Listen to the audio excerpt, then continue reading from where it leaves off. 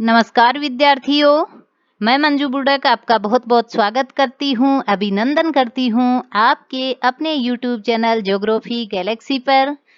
तो हम पढ़ रहे हैं भारतीय भूगोल, जिसमें हमारा जो चैप्टर चल रहा है वो है प्राकृतिक आपदाएं और प्रबंधन भारत के परिप्रेक्ष्य में। ठीक है, जिसमें हम बहुत सारी जो प्राकृतिक आपदाएं हैं उनके बारे में पढ़ लिया है हमने, जैसे कि भूकंप, भूस्खलन, बाढ़, सूखा आदि के सब बारे में हमने चर्चाएं कर ली। आज हम जो पढ़ने वाले हैं वो प्राकृतिक आपदा है समुद्री तूफान।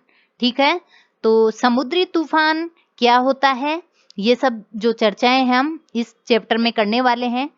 समुद्री तूफान की अगर हम बात करें तो देखिए, भारत में इसको चक्रवात बोला जाता है। भारत में इसको चक्रवात कहते हैं। अलग अलग देशों में, अलग अलग क्षेत्रों में इन चक्रवातों को यानी इन समुद्री तूफानों को अलग अलग नाम दिया गया है। भारत की अगर बात करें तो इसको चक्रवात, ठीक है, ये चक्रवात उष्णकटिबंधीय क्षेत्र में विचरण करते हैं। जो उष्णकटिबंधीय क्षेत्र है, जो 0 डिग्री के आसपास का जो क्षेत्र है, ठीक है, वहां पर क्या होता है कि वहां इसकी उत्पत्ति होती है। ठीक है, जो उष्णकटिबंधीय चक्रवात जो कि 0 डिग्री से 23.5 नॉर्थ में और 23.5 ही साउथ में, ठीक है, तो ये जो एरिया होता है वो इनके लिए इनका विचरण का क्षेत्र होता है चक्रवातों का। अतः इन चक्रवातों को उष्णकटिबंधीय चक्रवात भी कहते हैं। उष्णकटिबंधीय चक्रवात भी बोला जाता है इनको। भारत में उष्णकटिबंधीय चक्रवात समुद्री क्षेत्र में उत्पन्न होते हैं। ध्यान रखना, बंगाल की खाड़ी और अरब सागर जो हैं भारत के प्रायद्वीपीय भारत के दोनों तरफ जो समुद्र हैं, बंगाल की खाड़ी और अरब सागर, वहां पर भारत में ये उत्पन्न होते हैं और फिर भारत में प्रवेश करते हैं। समुद्र में उत्पन्न होते हैं, ठीक है। इनकी विशेषता क्या है? ये समुद्र में उत्पन्न होते हैं, इनमें आर्द्रता की मात्रा बहुत अधिक होती है, क्योंकि ये समुद्र में उत्पन्न होते हैं। ठीक है, और फिर आगे बढ़ते हैं और ये तटीय क्षेत्रों पर आकर इनकी गति भी तेज होती है। ठीक है, जैसे जैसे ये आगे बढ़ेंगे, यानी कि सबसे पहले अगर तटीय क्षेत्रों में आएंगे तो वहां इनकी गति काफी तेज होगी। जैसे जैसे आंतरिक भाग में बढ़ेंगे इनकी गति कमजोर पड़ जाएगी, क्योंकि इनको जो ऊर्जा मिलती है उस ऊर्जा का जो सोर्स है वो है समुद्र से, पानी से मिलने वाली, गर्म पानी से मिलने वाली जो वाष्प है, यानी जो आर्द्रता है, उससे इसको गति मिलती है, ऊर्जा मिलती है। इसलिए आंतरिक भागों पर यानी स्थल भाग में ये जैसे जैसे बढ़ते हैं इनको ये ऊर्जा कम मिलती है और इनकी गति कमजोर हो जाती है। ठीक है, गति और वर्षा की मात्रा अपेक्षाकृत अंदर के भागों में कम हो जाती है। ठीक है, तो जो तटीय क्षेत्र हैं वहां पर जनधन की हानि अधिक होती है। अगर बात करें हम समुद्री तूफानों की उत्पत्ति की, तो देखिए, भारत में आने वाले जो समुद्री तूफान हैं यानी उष्णकटिबंधीय जो चक्रवात है, इनकी उत्पत्ति के संबंध में कोई एक मत नहीं है, जबकि काफी मतभेद हैं। वाताग्र जो सिद्धांत है, ठीक है, हमने पीछे डिस्कस किया है इसके बारे में। वाताग्र जो सिद्धांत है उनके अनुसार चक्रवात भी वाताग्र से उत्पन्न होते हैं। ठीक है, और अधिक जो प्रचलित मत है इनके लिए वो यह है कि जो संवहन क्रिया है वो इन चक्रवातों की उत्पत्ति का मूल कारण होता है। जो संवहन क्रिया होती है, यानी जो जल होता है वो गर्म होकर वाष्प बनकर जो ऊपर की ओर उठता है, तो वो संवहन जो क्रिया है वो चक्रवातों की उत्पत्ति का मूल कारण माना गया है। संवहन क्रिया के अंतर्गत सागरों के ऊपर अधिक ताप के कारण वायु हल्की होकर ऊपर उड़ती है और उससे बने जो कम वायु दाब वाले क्षेत्र होते हैं उनको भरने के लिए जब चारों ओर से हवाएं आएगी, ठीक है, हम सब जानते हैं कि वायु दाब जो न्यून होता है उस तरफ जो उच्च होता है वो न्यून वायु दाब की ओर हवाएं चलने लगती है। ठीक है, हवा की जो स्वभाव होता है हवा का वो उच्च से न्यून होता है। इसलिए जहां समुद्र पर, गर्म समुद्र जल पर जब संवहनीय क्रिया होगी तो वहां न्यून वायु दाब बनेगा और जिस जगह उच्च वायुदाब होगा वहां से हवाएं दौड़ेगी न्यून वायुदाब की ओर। और चूंकि अगर हम बात भारत की कर रहे हैं तो ये उत्तरी गोलार्ध में है। उत्तरी गोलार्ध में आप जानते हो चक्रवात की जो हवाएं होती है उनकी जो दिशा होती है घूमने की चलने की वो एंटी क्लॉकवाइज होती है। ठीक है, इन वायुमंडलीय विक्षोभों से चक्रवात और समुद्री तूफानों की उत्पत्ति होती है और ये तूफान ग्रीष्म काल में उत्पन्न होते हैं क्योंकि इन अभी मैंने बताया इनको न्यून वायुदाब वाला क्षेत्र जरूरी होता है जो कि ग्रीष्म के कारण यानी गर्मी टेम्परेचर के कारण पैदा होता है। विषुवत रेखीय प्रदेश में ये अनुपस्थित होते हैं। आपको पता होगा कि 5 degree north and 5 degree south तक जो बेल्ट है वो डोल्ड्रम बेल्ट है, शांत बेल्ट है। वहाँ कोई हवाओं का आदान प्रदान बहुत कम होता है, नहीं के बराबर, इसलिए वहाँ चक्रवात पैदा नहीं होते। और ग्रीष्म काल में भी अगर हम बात करें तो 5 डिग्री से लेकर 30 डिग्री उत्तरी अक्षांशों के मध्य ये ज्यादा विकसित होते हैं।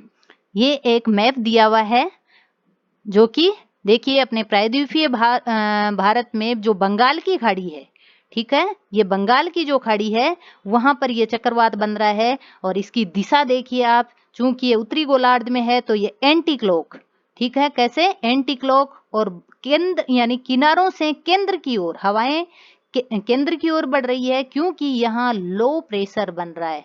हम जानते हैं कि यहाँ पर लो प्रेशर है, हाई से लो की ओर हवाओं का जो चलने का स्वभाव है, इसलिए किनारों से बाहर से हवाएं अंदर की ओर जा रही हैं और ये उत्तरी गोलार्ध में है इसलिए ये एंटी क्लॉकवाइज है। ठीक है, आप इसको अच्छे से देख सकते हैं, एंटी क्लॉक।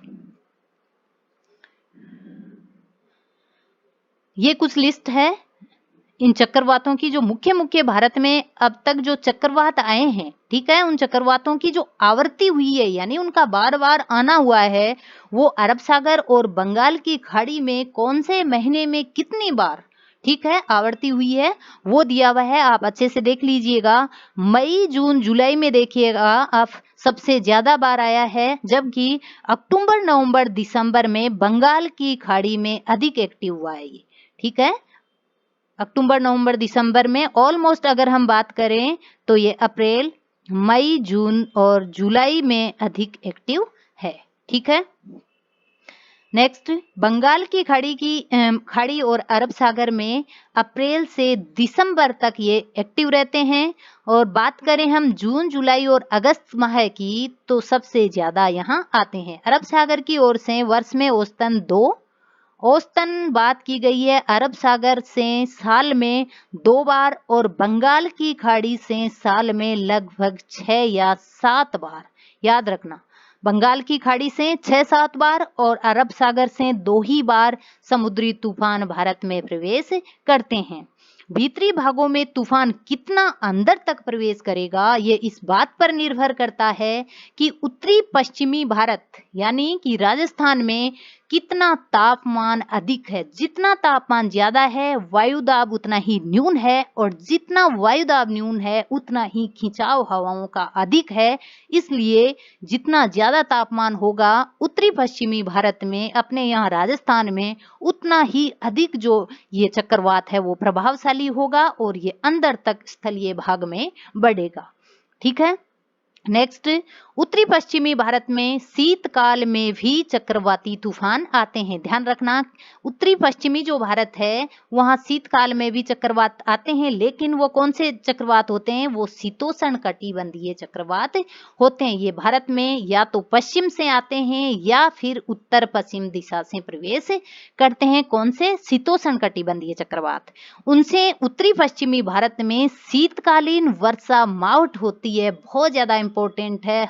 हर पेपर में आपको क्वेश्चन मिलेगा, कोई भी पेपर उठा के देख लीजिए आप, किसी भी एग्जाम का, यहां से क्वेश्चन आपको जरूर मिलेगा। यह जो मावट है वो रबी की फसलों के लिए गोल्डन ड्रॉप साबित होती है, बहुत ही इंपॉर्टेंट साबित होती है। फसलें काफी ज्यादा बदलाव कर लेती है अपने आप में इस बारिश के बाद में।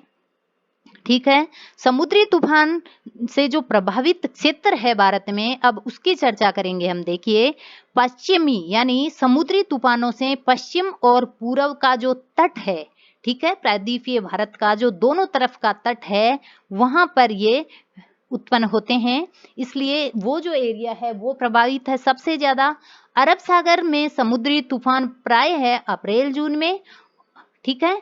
मार्ग सामान्यतः वहां का जो इन चक्रवातों का अरब सागर में मार्ग की बात करें तो सामान्य तट के समानांतर होता है, ठीक है। और ये आगे बढ़ता बढ़ता यानी समांतर बढ़ता बढ़ता ये गुजरात जो तट है वहां से भारत में प्रवेश करता है, जबकि बंगाल की खाड़ी में उत्पन्न होने वाले चक्रवात अक्टूबर से दिसंबर, अभी हमने उस सारणी में देखा था, अक्टूबर से दिसंबर तक पैदा होते हैं ज्यादा।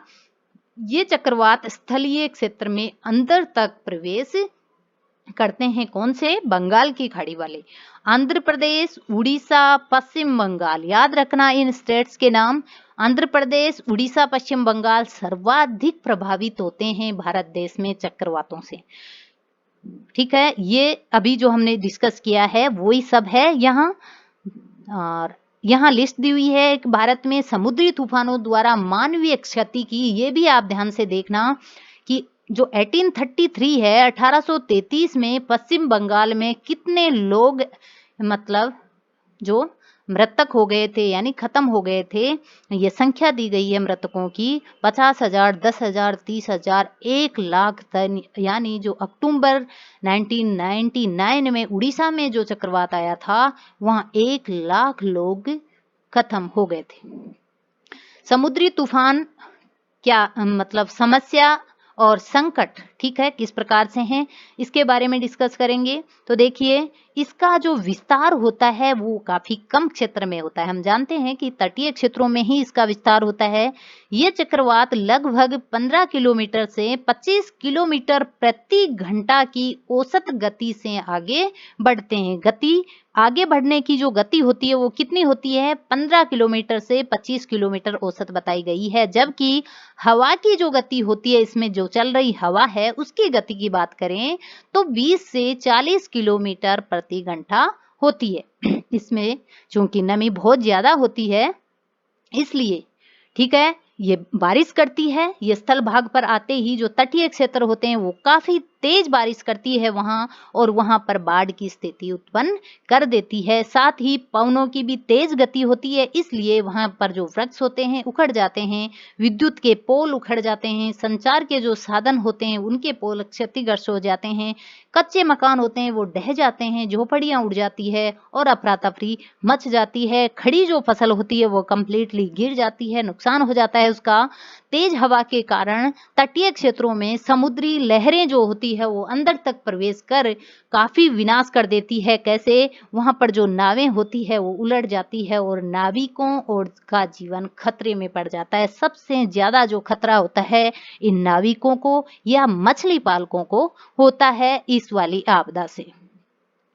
अब बात करेंगे हम समुद्री तूफान से। जो संकट काल आता है समुद्री तूफान से, उस समय क्या प्रबंधन के उपाय किए जाने चाहिए। तो देखिए सरकारी स्तर की बात करें तो आगामी सूचना तंत्र का विकास अवश्य होना चाहिए। इस वाली जो आपदा के लिए सबसे जो इम्पोर्टेंट है वो यही है कि एक आगामी सूचना तंत्र, हमारे पास एक ऐसा सूचना तंत्र और होता भी है, अलर्ट किया जाता है जनता को कि आप यहाँ से इतने घंटे में चक्रवात पहुंचने वाला है, ये जगह खाली कर दो। तो ये होना चाहिए। इन सूचनाओं को रेडियो और अन्य संचार माध्यमों से बार बार प्रसारित किया जाए जिससे कि जनता इससे अवगत हो। इस प्रकार के जो ये हैं, और तटीय क्षेत्रों में जो मकान वगैरह बना रहे हैं उनको ये सलाह दी जाए कि या तो वो काफी मजबूत बनाए या फिर वहां पर जहां पर हवा की गति का सामना करने वाले मकान बनाए, या निचले इलाकों में बिल्कुल न बनाए, ठीक है। क्योंकि अकस्मात यानी अचानक जो आने वाली बाढ़ है वहां से वहां जल फैलता है। उससे तूफान की गति को कम करने के लिए तटीय क्षेत्रों में सघन वृक्षारोपण करना चाहिए। मछुआरों को तूफान की अवधि के समय समुद्र में प्रवेश होने से रोकना चाहिए, ठीक है, ये बहुत ज़रूरी है क्योंकि मछुआरे ये नहीं समझ पाते और वो बार-बार लापरवाही करते हैं या उनकी मजबूरी समझो आप, वो अपनी रोजी-रोटी के लिए समुद्र में प्रवेश करते हैं और उस समय अगर चक्रवात आया तो उनको नुकसान उठाना पड़ जाता है। और सामूहिक बीमा जैसी योजना भी चलानी चाहिए। ये सामाजिक स्तर पर हो गया। अब बात करें अगर हम व्यक्तिगत स्तर पर प्रबंधन की, तो देखिए जितने भी प्रबंधन किए जाते हैं संकट के समय वो ईमानदारी निष्ठा के बिना सफल नहीं हो सकते। अतः व्यक्तियों को चाहिए कि तूफान के बारे में जो भी सूचना मिल रही है उसके लिए सावधानी रखें, उनके अनुसार सावधानी रखी जाए। नागरिक स्वयं सुरक्षित स्थानों पर पहुंचे, वृद्धों, बालकों, महिलाओं को भी सुरक्षित स्थानों पर पहुंचाएं और ऐसे-ऐसे ये छोटी-छोटी बातों का ध्यान रखकर हम इन बहुत बड़ी आपदाओं से बच सकते हैं, अपने देश को बचा सकते हैं। ठीक है, तो ये 4-5 जो मुख्य आपदाएं हैं भारत देश के लिए, इसके बारे में हमने चर्चाएं की है अच्छे से। 1-2 बार, 2-3 बार इस वीडियोज़ को आप सुनिएगा ताकि आपको बहुत अच्छे से कॉन्सेप्ट क्लियर हो जाएगा और यहाँ से बार-बार जो क्वेश्चन आते हैं, वो आपके ठीक हो जाएंगे। ठीक है, तो आज इतना ही। धन्यवाद।